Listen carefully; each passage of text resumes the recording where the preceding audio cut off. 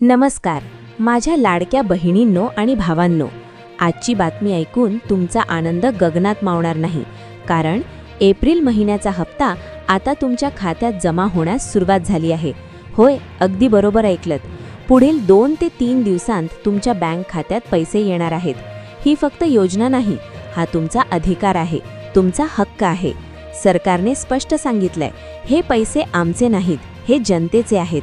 म्हणजेच महाराष्ट्राच्या तिजोरीवर सर्वात पहिला हक्क जर कुणाचा असेल तर तो आहे आपल्या लाडक्या बहिणींचा. आणि सगळ्यात मोठी गोष्ट, कितीही चर्चा झाली, कितीही विरोध झाला, ही योजना कधीही बंद होणार नाही.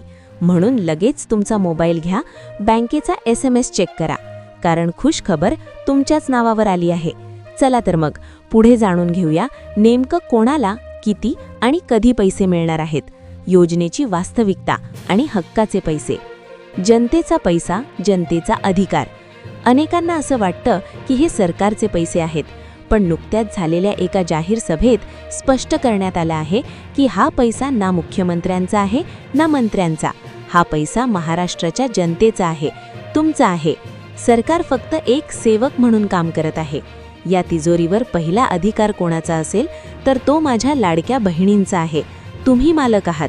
तुम्ही ठरवता कोणाला सत्तेवर बसवायचं आणि कोणाला खाली खेचायचं. त्यामुळे हा तुमचा हक्क आहे, जो सरकार तुमच्यापर्यंत पोहोचवत आहे. 3. विरोधकांना चोख उत्तर आणि योजनेचे भविष्य. ही योजना सुरू करताना अनेक अडथळे आणले गेले.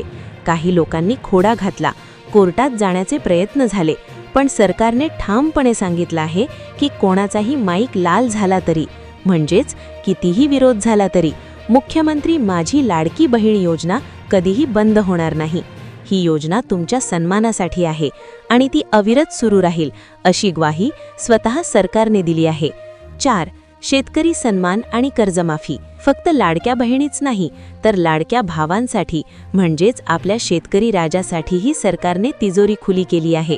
कर्जमाफी. अर्थसंकल्पात शेतकऱ्यांच्या कर्जमाफीला मान्यता देण्यात आली आहे. सन्मान निधी. पंतप्रधान शेतकरी सन्मान योजनेचे 6,000 आणि राज्य सरकारचे नमो शेतकरी सन्मान योजनेचे 6,000 असे मिळून आता शेतकऱ्याला वर्षाला 12,000 रुपये थेट खात्यात मिळत आहेत. पीक विमा. फक्त 1 रुपयात पीक विमा देऊन शेतकऱ्यांच्या पाठीशी उभे राहण्याचे काम हे सरकार करत आहे. 5. विकासाचा निधी आणि सोन्याचे दिवस. महाराष्ट्रातील नवीन रस्ते, पूल आणि प्रकल्पांचे लोकार्पण सोहळे. महाराष्ट्राच्या कानाकोपऱ्यात आज विकासाचा निधी पोहोचला आहे. अनेक ठिकाणी तर एवढा निधी दिला आहे की अजूनही त्याचे भूमिपूजन आणि लोकार्पण सोहळे सुरूच आहेत. सरकारचं म्हणणं स्पष्ट आहे, आम्ही सोन्याचा चमचा घेऊन जन्माला आलो नसलो तरी महाराष्ट्रातल्या जनतेच्या आयुष्यात सोन्याचे दिवस आणण्यासाठी आमचा जन्म झाला आहे.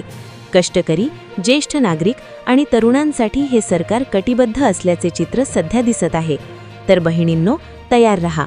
पुढील 2-3 दिवसांत तुमच्या मोबाईलवर बँक जमा झाल्याचा मेसेज येऊ शकतो.